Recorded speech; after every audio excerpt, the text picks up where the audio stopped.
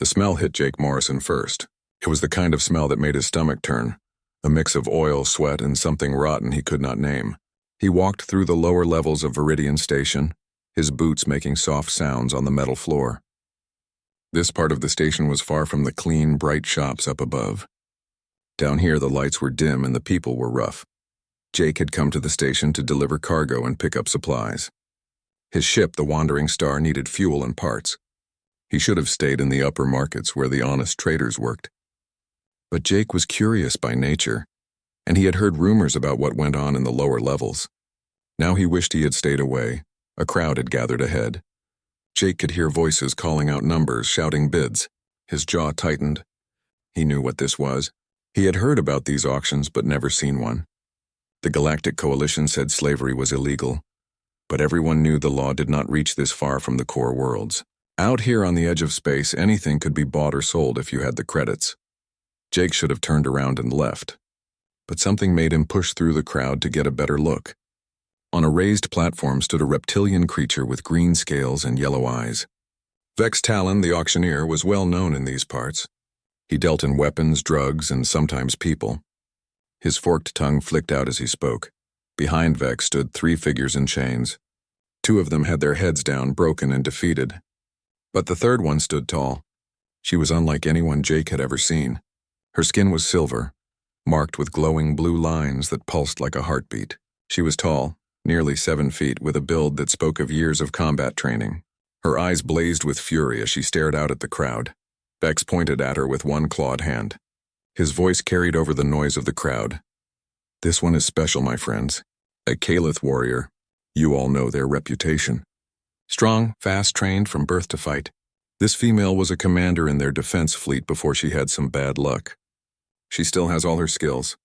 Perfect for security work, or perhaps you need someone eliminated. The bidding starts at 5,000 credits. The crowd came alive. Rough voices called out bids. Jake recognized some of the bidders. Mercenary captains, crime bosses, slavers looking to resell her for profit.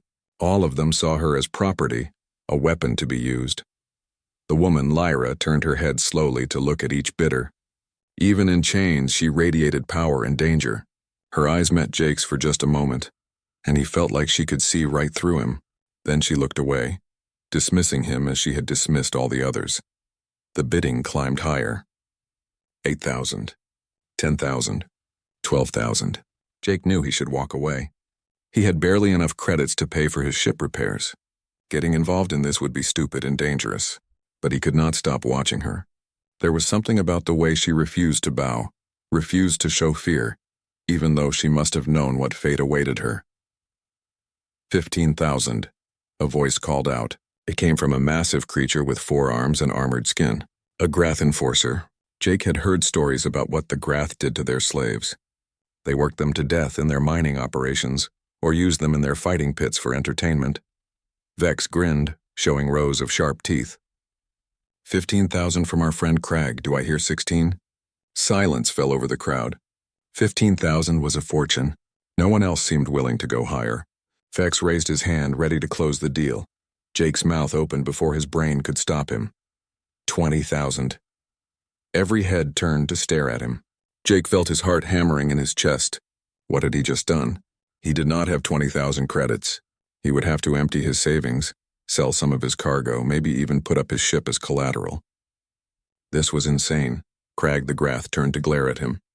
The enforcer took a step forward, all 4 hands clenching into fists. For a moment, Jake thought he was going to have to fight his way out of here, but Vex held up a hand. No violence at my auctions, Crag, you know the rules. Do you want to bid higher? The Grath stared at Jake for a long moment, then spat on the floor and turned away. He pushed through the crowd and disappeared. Jake let out a breath he had not known he was holding. Vex's smile grew wider. Sold to the human for 20,000 credits. Come forward, sir, and we will complete the transaction. Jake walked to the platform on shaking legs. His mind raced, trying to figure out how he would pay for this. Vex led him to a side room where they handled the paperwork. The whole process was disturbingly official, with forms and digital signatures. Slavery might be illegal, but it had its own bureaucracy out here. You drive a hard bargain, human, Vex said as Jake transferred the credits. I hope you know what you are getting into. Kalith are proud creatures. They do not take well to servitude. I will manage, Jake said, though he had no idea if that was true. Vex handed him a control device for the energy shackles that bound Lyra. If she gives you trouble, just press the red button.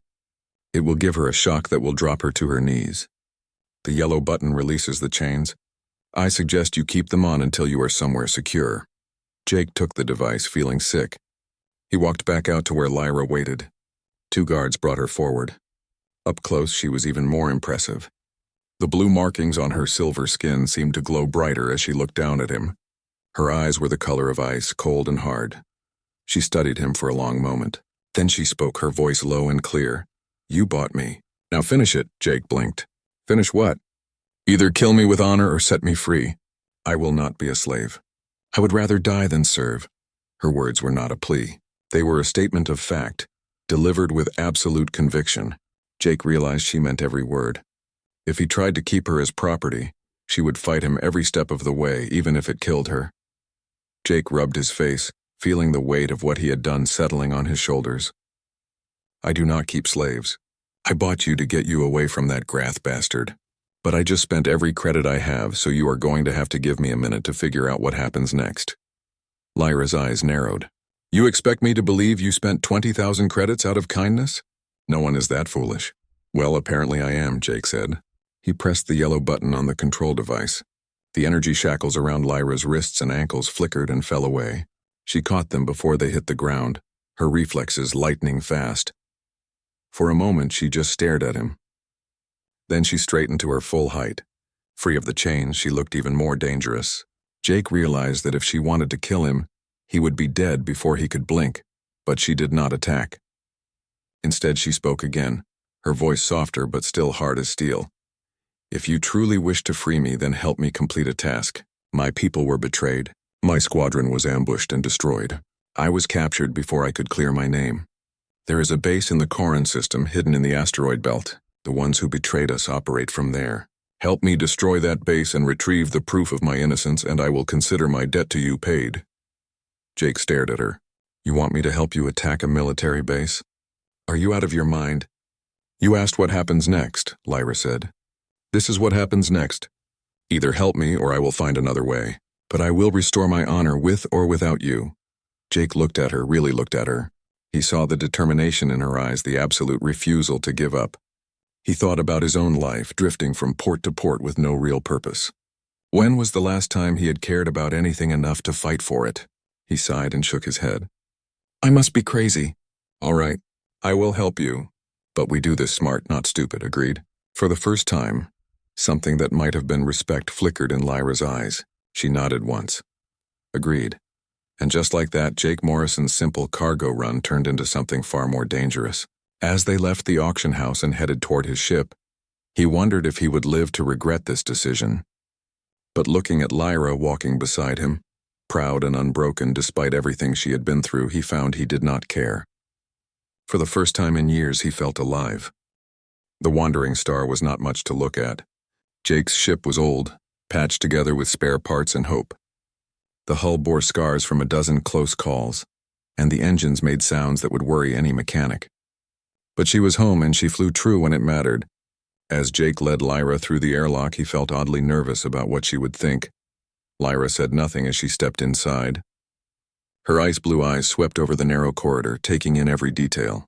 Jake watched her, waiting for judgment. Instead, she simply nodded. It is small but well-maintained. You care for your vessel. Jake felt an unexpected warmth at her words. She gets me where I need to go. Come on, I will show you around. The tour did not take long. There was the cockpit, barely big enough for 2 people. The cargo bay doubled as a living area, with a small kitchen unit and a fold-out table. 2 sleeping quarters, each just large enough for a bunk and a locker.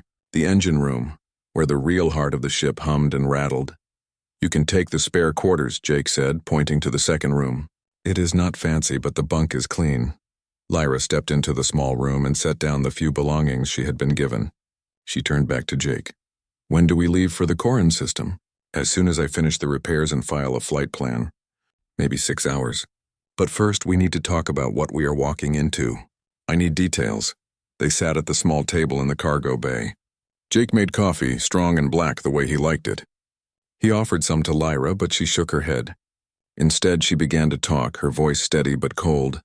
She told him about the Kalith, her people. They were warriors, bound by codes of honor that went back thousands of years. To fail in battle was shameful. To be captured was worse. But to be betrayed by your own was the deepest disgrace of all. Her squadron had been sent to investigate reports of weapons smuggling near the Koran system. They had found more than smugglers. A group called the Sovereignty had set up a base there, dealing in illegal weapons and hiring themselves out as mercenaries. Lyra's squadron had moved to shut them down, but someone had warned the Sovereignty they were coming. The ambush had been perfect. Her ships were outnumbered and outgunned. 3 of her vessels were destroyed in the first minute. The others scattered. Lyra's ship was crippled, and she was captured by pirates who sold her to the slavers. "Who betrayed you?" Jake asked. "I do not know. But the proof is in the Sovereignty base. Their communications logs will show who contacted them. That is what I need to retrieve." Jake leaned back in his chair. "So we are going up against a fortified base full of mercenaries, just the 2 of us, to steal some data files. Does that about cover it?" "Yes, and if we fail?" "Then we die." Lyra said it without emotion, as if death was just another possible outcome. Jake took a long drink of his coffee. "Well, when you put it that way, how can I refuse?" For the first time since they met, Lyra's expression softened just slightly. It was not quite a smile, but it was close. "You are strange, Jake Morrison. Most humans I have met are either cowards or fools. I have not decided which you are yet." "Maybe I am both," Jake said with a grin. "Now get some rest. We have a long trip ahead of us." The first 2 days of the journey were quiet. Lyra kept to herself, spending hours in the cargo bay going through combat exercises. Jake watched her sometimes from the cockpit doorway. She moved like water, every motion precise and deadly. He had seen soldiers before, but never anyone like her. On the 3rd day, the ship's computer, Hank, spoke up. Hank was an old AI, programmed with a personality that Jake had never bothered to change. He spoke with a slow drawl that reminded Jake of someone from old Earth. "Captain, I am picking up 3 contacts on the sensors. Fighter-class vessels approaching fast. They match the profile for Sovereignty patrol ships." Jake swore and called for Lyra. She was in the cockpit in seconds, moving past him to check the displays. "They have found us," she said. "They must have scouts watching the approaches to their base. Can we outrun them?" Jake asked, already knowing the answer. "No, your ship is too slow. We have to fight." Jake pulled up the weapons console. The Wandering Star had 2 small laser cannons meant for dealing with pirates or debris. Against 3 military fighters, they would not be enough. "Let me take the weapons," Lyra said. "You focus on flying." Jake did not argue. He slid into the pilot's seat and gripped the controls. Through the view screen, he could see the 3 fighters closing in, their hulls painted black with red markings. "Here they come," Hank said calmly. "I suggest you gentlemen avoid getting shot." The fighters opened fire. Red bolts of energy streaked past the Wandering Star. Jake threw the ship into a hard turn, feeling the gravity compensators struggle to keep up. His coffee mug flew across the cockpit and shattered against the wall. Lyra's hands moved over the weapons console like she had been born to it. The ship's lasers fired in controlled bursts. One of the fighters took a hit to its engine and spiraled away, trailing smoke. "One down," she said. The other 2 fighters split up, coming at them from different angles.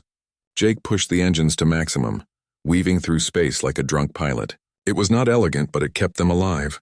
More energy bolts flashed past, one so close it scorched the hull. "I need a clear shot," Lyra said, her voice tense with concentration. "Working on it," Jake grunted. He pulled the ship into a tight loop, G-forces pressing him back into his seat. One of the fighters overshot them, trying to follow the maneuver. For just a second, it was directly in front of them. Lyra fired. Both lasers hit the fighter's cockpit dead center. The ship exploded in a ball of fire and debris. "2 down," she said. The last fighter was smarter. It hung back, taking shots from a distance. Each hit made the Wandering Star shudder. Warning lights began flashing on the console. "Shields at 20%, Hank reported. "I do not mean to rush you, but we are running out of ship." Jake's mind raced. They could not outrun the fighter, and they could not take many more hits. But maybe they did not have to. He spotted an asteroid cluster ahead, dozens of spinning rocks the size of buildings. "Hold on," he said, and dove straight into the cluster. The Wandering Star threaded between the asteroids, hull scraping against rock. The fighter followed, still firing. but the tight spaces made targeting difficult. Jake spun the ship around one particularly large asteroid, cutting the engines for just a moment. The fighter came around the asteroid expecting them to be fleeing. Instead, they were waiting. Lasers charged and ready, Lyra fired. The fighter had no time to dodge. It took both shots to the engine core and exploded, pieces spinning off into the asteroid field. Silence filled the cockpit. Jake let out a breath he had not known he was holding. His hands were shaking on the controls. 3 down, Lyra said quietly. She turned to look at Jake, and something in her expression had changed. You fly well. For a cargo hauler, Jake managed a weak laugh. You shoot well. For someone who was in chains a few days ago. They stared at each other for a moment. Then Lyra did something Jake had not expected. She reached out and placed her hand on his shoulder, a gesture of respect among her people. Thank you, she said simply. Jake nodded, not trusting himself to speak. Something had shifted between them in that fight. They were no longer captor and captive, or even just allies of convenience. They were partners bound together by survival and growing trust. Hank's voice broke the moment. Hate to interrupt, but we have damage to the hull plating and the shields are nearly gone. Might want to find somewhere safe to make repairs before we try storming that base. Agreed, Jake said. He set course for a nearby moon where they could land and make repairs. As the ship limped toward safety, he glanced at Lyra. She had returned to studying the tactical displays, already planning their next move. Jake found himself smiling. Maybe he was a fool for getting into this, but looking at Lyra, seeing the determination in her eyes and the strength in her bearing, he could not bring himself to regret it. Whatever came next, they would face it together. The moon was small and airless, its surface covered in gray dust that had not been disturbed in millions of years. Jake set the wandering star down in a crater, hidden from any passing ships. They spent the next 12 hours making repairs, working side by side in uncomfortable silence broken only by the hiss of welding torches and the clank of tools. As Jake patched the hull damage, he found himself watching Lyra work. She moved with the same precision she showed in combat, every action deliberate and efficient. When she caught him staring, he quickly looked away, feeling oddly embarrassed.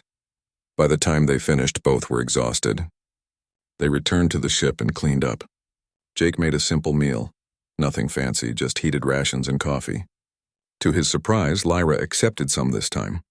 They ate in the cargo bay, sitting across from each other at the small table. Tell me about your world, Lyra said suddenly. About Earth. Jake looked up from his food, surprised by the question. What do you want to know? Anything. Everything. I have fought alongside human soldiers, but I have never really talked to one. Your people are still new to the galaxy. What drives you? Jake thought about it for a moment. We are stubborn, I guess. Earth is not a paradise. We nearly destroyed ourselves a few times. Wars, pollution, all kinds of stupidity. But we survived. When we finally made it to the stars, we found out we were late to the party. Every other species had been out here for thousands of years. Some of them looked down on us, thought we were primitive. He took a sip of coffee. But humans do not give up. We might not be the strongest or the smartest, but we adapt. We learn. And we do not let anyone tell us we cannot do something. Lyra listened intently. That is why you bought me. Because you do not accept the way things are. Maybe. Or maybe I just could not stand the thought of you ending up in some fighting pit or mine. You were too proud to deserve that. Something flickered in Lyra's eyes, an emotion Jake could not quite name. Pride is all I had left. My honor was taken from me. My freedom was taken. But they could not take my pride. Even in chains, I refused to break. You did not break, Jake agreed. That is what made me bid. I saw someone who refused to give up no matter what. That is worth fighting for. They held each other's gaze for a long moment. Then Lyra looked down at her hands, and Jake thought he saw the faintest hint of color in her silver cheeks. We should rest, she said quietly. Tomorrow we attack the base, Jake nodded. But as he went to his quarters, he found it hard to sleep. His mind kept going back to their conversation, to the way Lyra had looked at him. Something was growing between them, something neither of them had expected. The next morning they prepared for the mission. Lyra laid out the plan with military precision. The Sovereignty base was built inside a large asteroid, with only one main entrance for ships. Security would be tight with cameras, automated defenses, and guards. A frontal assault would be suicide. But Lyra had studied the base during her original mission. She knew there was a secondary maintenance tunnel, too small for ships but large enough for people. If they could reach it, they could infiltrate the base, find the data vault, and get out before anyone knew they were there. "And if they catch us?" Jake asked. "Then we fight our way out," Lyra said simply. They suited up in environment gear and armed themselves. Jake carried a pistol and a combat knife. Lyra took a rifle and 2 sidearms. She moved with the confidence of someone who had done this 1,000 times. Jake tried to match her calm, but his heart was pounding. They took a small boarding pod from the Wandering Star, a cramped 2-person craft meant for emergency evacuations. Jake piloted it toward the asteroid, keeping the engines low to avoid detection. The surface of the asteroid was pocked with craters and cracks. Lyra guided him to one particular crevice barely visible against the dark rock. "There," she said. "That leads to the maintenance tunnel." Jake set the pod down gently. They sealed their helmets and opened the hatch, stepping out onto the asteroid's surface. The gravity was weak, making every step feel like a bounce. They made their way to the crevice and squeezed through, finding the maintenance tunnel beyond. The tunnel was dark and narrow, lit only by the lights on their suits. They moved in single file, Lyra leading the way. After what felt like forever, they reached an access hatch. Lyra pulled out a small device and attached it to the hatch's control panel. Within seconds, the hatch opened with a soft hiss. They were inside the base. The corridor beyond was empty, lit by harsh white lights. Security cameras hung from the ceiling, their red indicator lights blinking. Lyra moved forward, checking corners with practiced ease. Jake followed, trying to make as little noise as possible. They reached a junction where 3 corridors met. Lyra pulled up a map on her wrist display, checking their position. "The data vault is 2 levels down. We need to find a lift or stairs." Jake spotted a door marked with maintenance symbols. "This way." They slipped through the door and found a service stairwell. They descended quickly, weapons ready.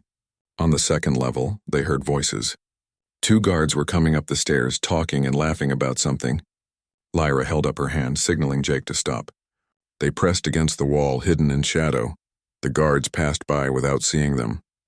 As soon as they were gone, Lyra and Jake continued down. They reached the level they needed and exited into another corridor. This one was busier, with personnel moving back and forth. They waited for a clear moment, then hurried across to a side passage.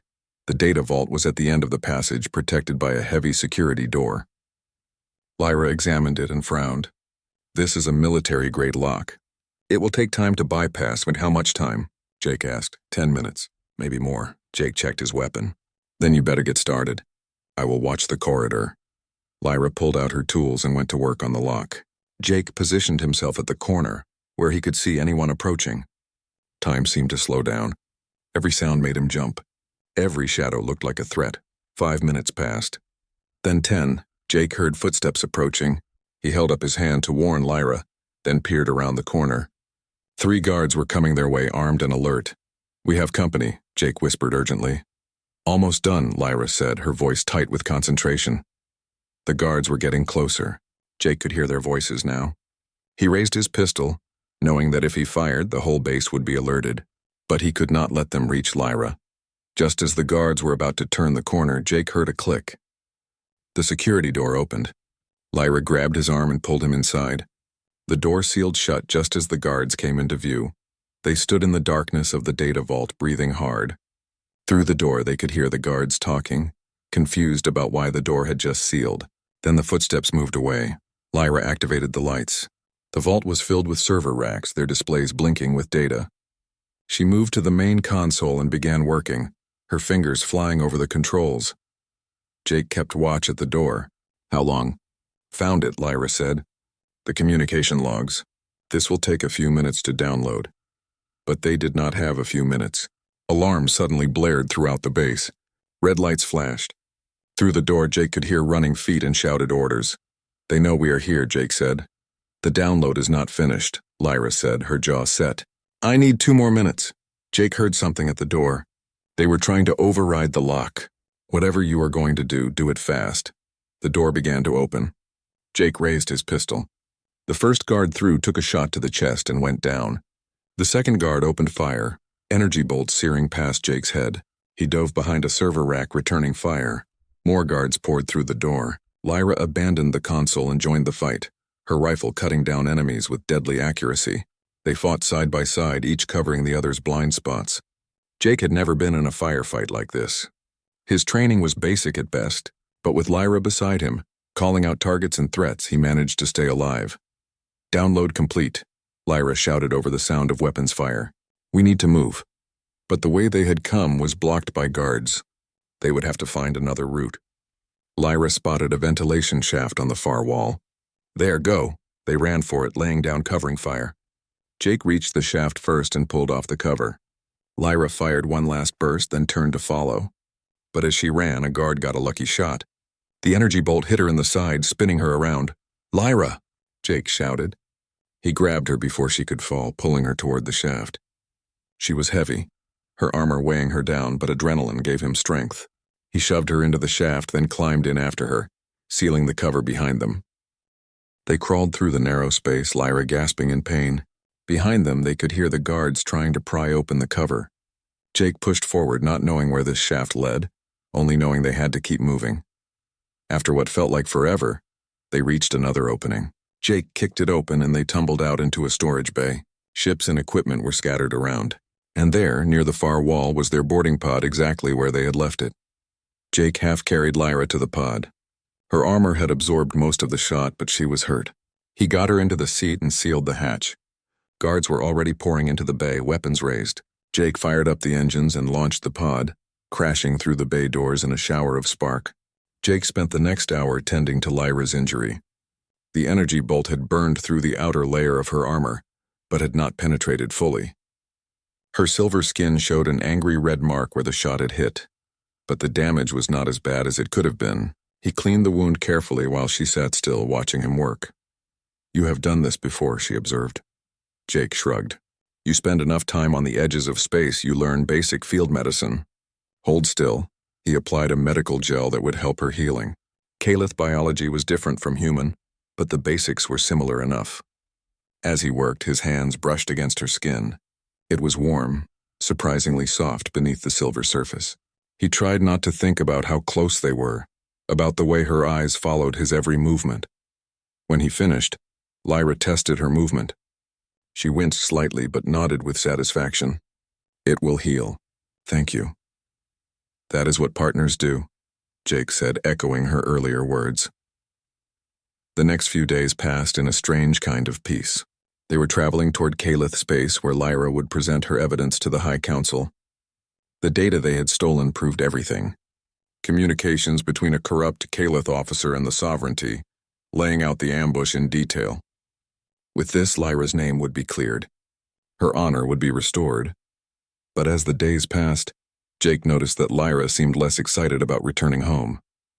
She spent more time in the common areas instead of isolating herself.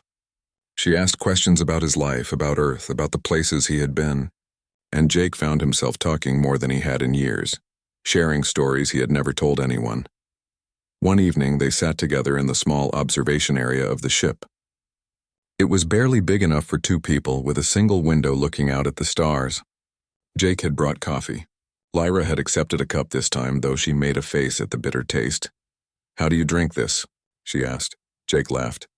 "It is an acquired taste. Want some sugar?" "No. I will learn to appreciate it as it is." She took another sip, trying not to grimace. They sat in comfortable silence for a while, watching the stars drift past. Then Lyra spoke, her voice soft. "I do not want to go back." Jake turned to look at her, surprised. "What do you mean?" "This is what we have been fighting for. Your honor, your name, everything, I know." Lyra stared out at the stars. "All my life I was trained to be a warrior. To serve, to fight, to die with honor if necessary. Among my people, there is no greater calling than military service. But I was never happy. I followed the path because it was expected, because to refuse would bring shame to my family." She paused, choosing her words carefully. "When I was captured, when everything was taken from me, I thought I had lost everything that mattered. But these past weeks with you, I have realized something. I was not free before. I was in a different kind of cage, one made of duty and expectation." Jake did not know what to say. He reached out hesitantly and took her hand. Her fingers closed around his, surprisingly gentle. "What do you want?" he asked quietly. Lyra turned to face him. In the dim light, her blue markings glowed softly. I want to choose my own path. I want to wake up each day and decide what I will do, not have it decided for me by tradition and duty. I want to be free, truly free. You can do that, Jake said. Once your name is cleared, you can do whatever you want. Can I? Lyra asked. My people will expect me to return to service. They will offer me honors, perhaps even a command position. To refuse would be seen as cowardice. I would trade one cage for another. Jake squeezed her hand. Then do not go back, stay here. With me. The words were out before he could stop them. Lyra's eyes widened and Jake felt his heart racing. He had not planned to say that. But now that he had, he realized it was what he wanted, what he had wanted for days now. Maybe since the moment he had freed her from those chains. Jake, she began, but he kept talking, the words tumbling out. I know it is crazy. We barely know each other, but these past weeks fighting beside you, talking to you, I have felt more alive than I have in years. I was just drifting before, going from port to port with no real purpose. But with you, everything feels different, like maybe I have found something worth staying in one place for. Lyra stared at him, her expression unreadable. Then slowly she leaned forward. Her lips met his, soft and warm. Jake froze for a moment, surprised, then kissed her back. His hand came up to cup her face, feeling the smooth silver skin beneath his fingers. When they finally pulled apart, both were breathing hard. Lyra rested her forehead against his. I want that too, she whispered. More than I have ever wanted anything. But I have to face my people first. I have to clear my name and settle my debts. Only then can I be truly free to choose. Jake nodded, understanding even though it hurt. Then we do it together. I will go with you. Lyra pulled back slightly, her eyes searching his face. You would do that? Face the Calith High Council with me? I would face anything with you, Jake said simply. She kissed him again, deeper this time. And for a while they forgot about honor and duty and everything else. There was just the two of them, holding each other as the stars drifted by outside. But eventually reality returned. They were approaching Calith space. Lyra sent a message ahead, requesting an audience with the High Council. The response came quickly. She was granted permission to return and present her evidence, but there were warnings. She was still technically a fugitive until proven innocent. If her evidence was not sufficient, she would be arrested and tried. Jake watched Lyra as she read the message. He could see the tension in her shoulders, the way her jaw tightened. This was it. Everything they had fought for would be decided in the next few days. We have the proof, Jake said. They will have to believe you. I hope you are right, Lyra said. But her voice was uncertain. They arrived at the Calith homeworld 2 days later. It was a beautiful planet, with silver oceans and violet forests. Cities gleamed on the surface, their architecture elegant and precise. Jake had never seen anything like it. As they entered orbit, military ships surrounded them, escorting them to a landing pad. Lyra dressed in formal attire, a flowing robe marked with the symbols of her former rank. She looked every bit the warrior commander she had once been. Jake wore his best clothes, which were not much, but they would have to do. As they prepared to leave the ship, Lyra turned to him. Whatever happens in there, I want you to know something. You gave me back more than my freedom. You gave me hope. And something else I did not expect to find. What is that? Jake asked. She smiled. The same soft smile she had given him that night in the observation deck. Love. I think I am falling in love with you, Jake Morrison. Jake felt his heart swell. He pulled her close, holding her tight. I am already there, he whispered. I love you too. They stood there for a moment, just holding each other. Then Lyra pulled away, her expression becoming serious again. Time to face the council, Jake nodded. Let us finish this, together. They walked down the ramp of the Wandering Star hand in hand. Guards waited for them, armed and ready. But Lyra held her head high, and Jake walked beside her with pride. Whatever happened next, they would face it side by side. The council chambers were massive, with high ceilings and walls decorated with the history of the Calith people. 7 council members sat in a semicircle, their faces stern and unreadable. Lyra approached them, Jake at her side. She knelt in the traditional gesture of respect, but Jake remained standing. He was not Calith, and he would not bow. The head counselor, an elderly male with white markings, spoke. Lyra Velcane, you stand accused of failure in your duty and abandoning your post. What evidence do you bring to refute these charges? Lyra stood and presented the data chip.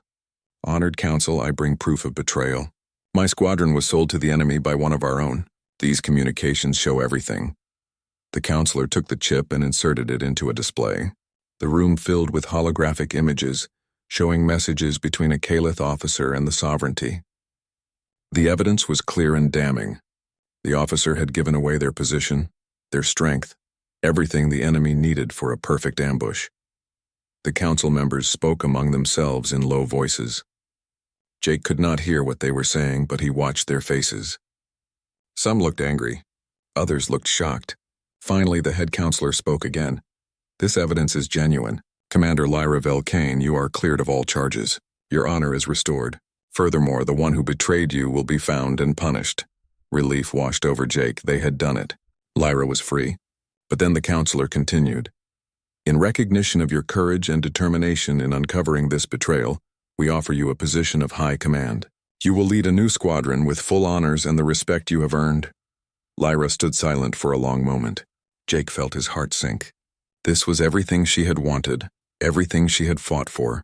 How could she turn it down? But then Lyra spoke, her voice clear and strong. Honored Council, I am grateful for this recognition, but I must decline.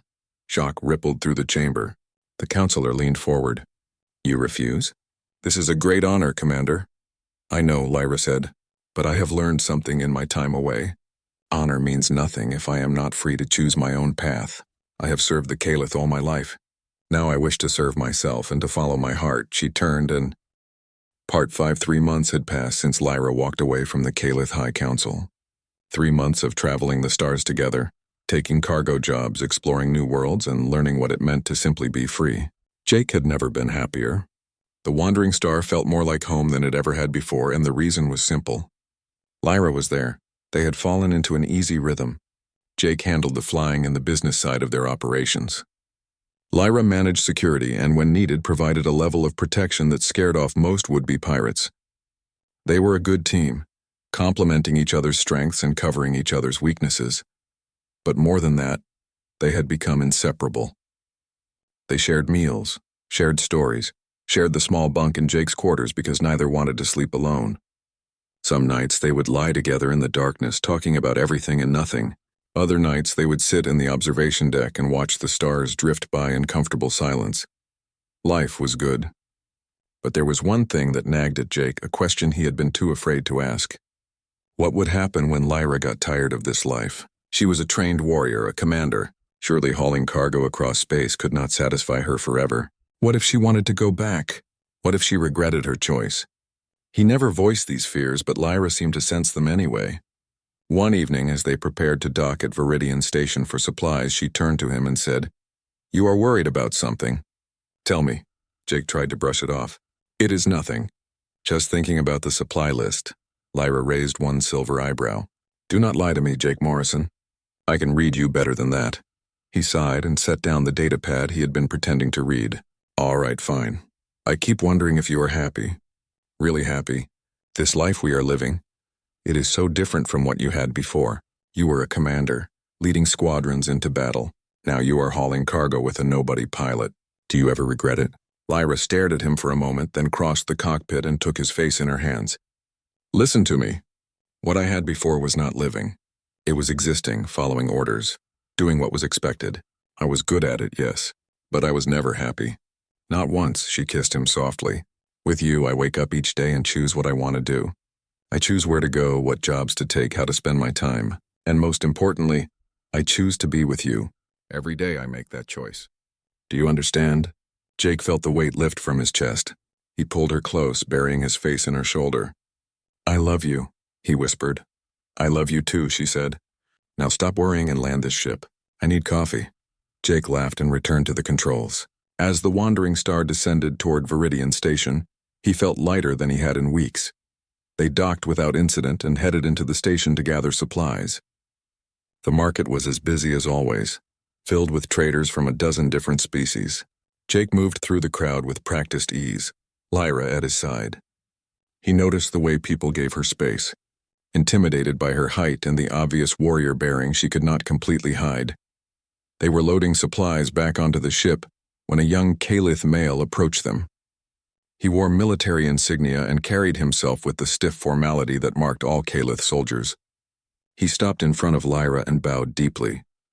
"Commander Velcane, I bring a message from the High Council." Jake felt his stomach drop. Lyra's expression remained neutral, but he saw the tension in her shoulders. "I am no longer a commander. What does the Council want?" The messenger handed her a small data chip. "I was instructed to give you this and wait for a response." Lyra took the chip and inserted it into her datapad. Her eyes scanned the message, and Jake watched her face carefully. He could not read her expression. When she finished, she looked at the messenger.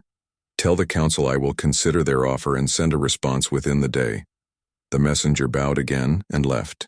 Jake waited until he was out of earshot before speaking. "What did they want?" Lyra handed him the datapad.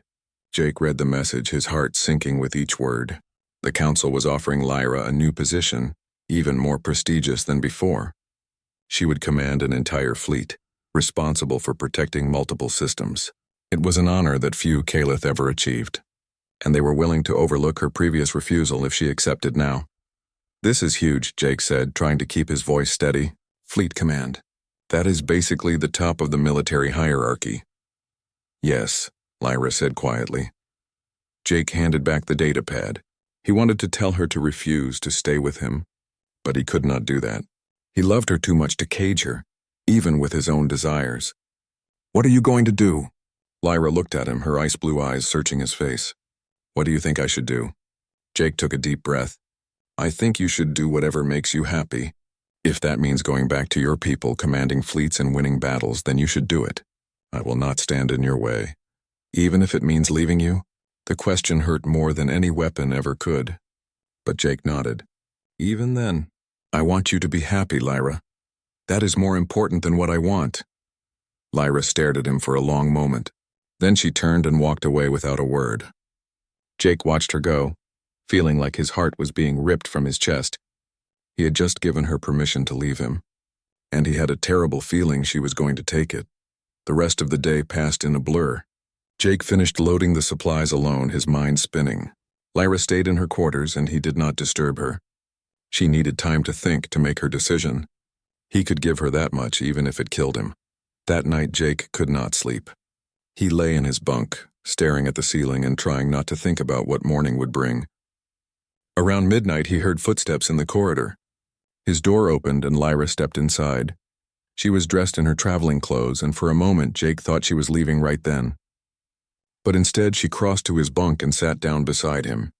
In the dim light he could see she had been crying. Calith rarely cried, which made it even more heartbreaking. "I sent my response to the Council," she said softly. Jake sat up, his heart hammering. "And I told them no." Relief flooded through him, but also confusion. "Lyra, are you sure?" That was an incredible opportunity. She took his hand, threading her fingers through his. "Do you remember what you asked me earlier? If I was happy?" "The answer is yes, Jake. I am happier than I have ever been. Not because of the ship or the freedom or the adventures. Because of you." Tears pricked at Jake's eyes. "But your people, your career, everything you could have." "I do not want a career," Lyra said firmly. "I want a life. And I want to live it with you. You bought me from that auction, Jake. You saved me. Not just from slavery, but from myself. You showed me what it means to choose, to be free. I am not going to throw that away for medals and titles." Jake pulled her close, holding her as tightly as he could. "I love you so much." "I love you too," she whispered. "Where you go, I go. Your ship is my home. Your life is my life. That is my choice, and I make it freely." They stayed like that for a long time, just holding each other. Eventually, Lyra shifted and looked up at him. "So, partner, what is our next job?" Jake grinned through his tears. "Hank mentioned something about a shipment of medical supplies that needs to go to the outer colonies. It is not glamorous, but it pays well." "Sounds perfect," Lyra said. "Let us get started." The next morning, they lifted off from Viridian Station together. As the wandering star jumped to hyperspace, Jake looked over at Lyra in the co-pilot seat. She was studying the navigation charts, her silver skin glowing softly in the light of the displays. He still could not quite believe she had chosen him, chosen this life. Hank's voice broke into his thoughts. "Captain, I have calculated the most efficient route to the outer colonies. ETA is 5 days. "Thanks, Hank," Jake said. "By the way, Hank continued, his drawl more pronounced than usual. I have been meaning to say something. When you first brought Commander Velcane aboard, I thought you had lost your mind. Spending all those credits, getting involved in military operations, risking everything. I figured it would end badly. Thanks for the vote of confidence, Jake said dryly. But I was wrong, Hank said. You two are good together. Better than good. You balance each other out. She makes you braver, and you make her happier. I am glad you are both part of this crew. Lyra smiled, the first real smile Jake had seen since the messenger arrived. Thank you, Hank, that means a lot. You are welcome, ma'am. Now, if you will excuse me, I need to run a diagnostic on the port engine. It has been making an odd noise. The AI's presence faded. Jake and Lyra sat in comfortable silence, watching the stars streak past in hyperspace. After a while, Lyra reached over and took Jake's hand. You know, she said thoughtfully, when you bought me at that auction, I thought my life was over. I was so angry, so determined to die rather than be a slave. But you changed everything. You gave me a reason to live, a reason to fight, and eventually a reason to love. Jake squeezed her hand. You told me to finish it. And I did. But I never expected this, us. Neither did I, Lyra admitted. But I am glad it happened. I am glad you were stubborn enough to bid on a slave you could not afford. I am glad you were brave enough to help me fight for my honor, and I am glad you were patient enough to wait for me to realize what I really wanted. What do you want? Jake asked, even though he already knew the answer. Lyra leaned over and kissed him gently. You, for as long as we both live. That can be arranged, Jake said with a grin. They kissed again, longer this time. When they finally pulled apart, both were smiling. The galaxy stretched out before them, vast and full of possibilities. They had each other, they had their ship, and they had their freedom. What more could they need? As the wandering star carried them toward their next adventure, Jake Morrison and Lyra Velcane sat side by side, hands clasped, hearts intertwined. They had started as captor and captive, become partners in battle, and ended as lovers choosing their own destiny. It was, Jake thought, one hell of a love story. And it was only just beginning, the end.